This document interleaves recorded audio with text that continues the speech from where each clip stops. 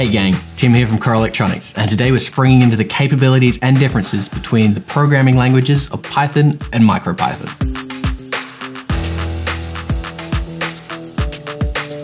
Programming is something that every modern maker should have some grasp of.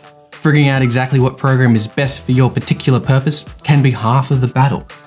I've had a chat previously about programming, but as an overview, programming is simply the process of creating instructions for a computing device to comprehend and execute. These instructions are referred to as a software program. Once the software program is run, the computing device will perform the specified task. The programming language is a set of commands, directives, and other syntaxes which gives you a vocabulary to create these software programs. Now, Python and MicroPython are powerhouse programming languages. Each language can support your programming needs to almost the limits of your imagination. Both languages are transportable, open source, growing in popularity, comparatively easy to learn, and free. They also have similar syntax, keywords, and operators. So how exactly do they differ from each other?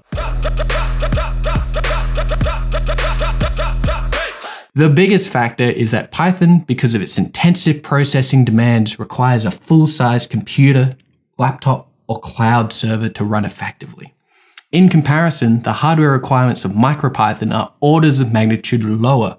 This means MicroPython can operate effectively on microcontrollers and microprocessors. To clarify, a microcontroller is a compact integrated circuit designed to govern a specific operation inside an embedded system. To the table, I brought an Arduino Uno R3, which is a perfect example of this.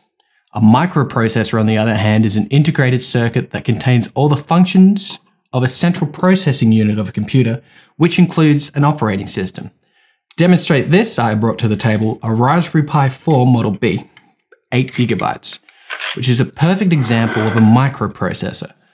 Both these devices can easily fit in the palm of your hands and encourage in makers rainbows of creativity. Now, with most recent modern technology, this concept of MicroPython for credit card sized computers, whereas Python for large computational devices, this concept has just not become so cut and dry. Some microprocessors have become so powerful they can functionally run Python.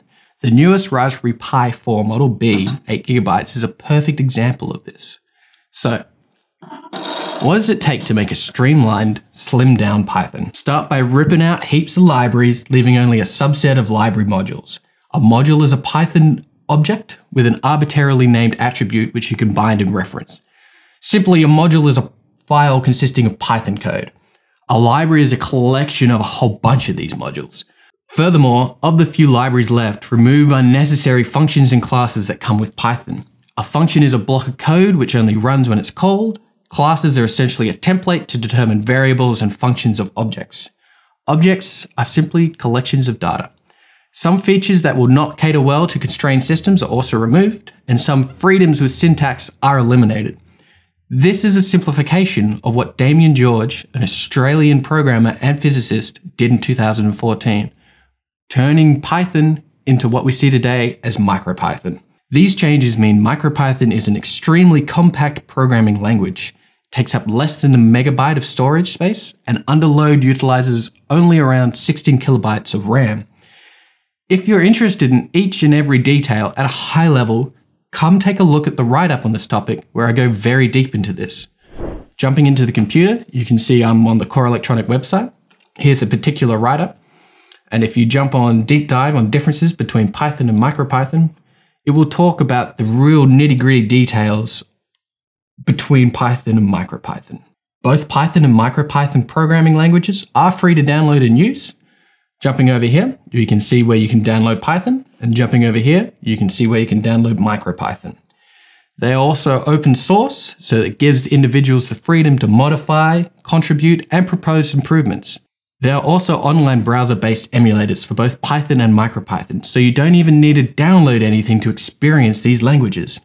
Also, if you're interested in microboards that will run MicroPython brilliantly, come back to that webpage that I showed you before, and under MicroPython compatible boards, you'll see a whole bunch of microboards that will run Python. Hope this has been helpful and inspired future programming endeavors in your life. Until next time, stay cozy.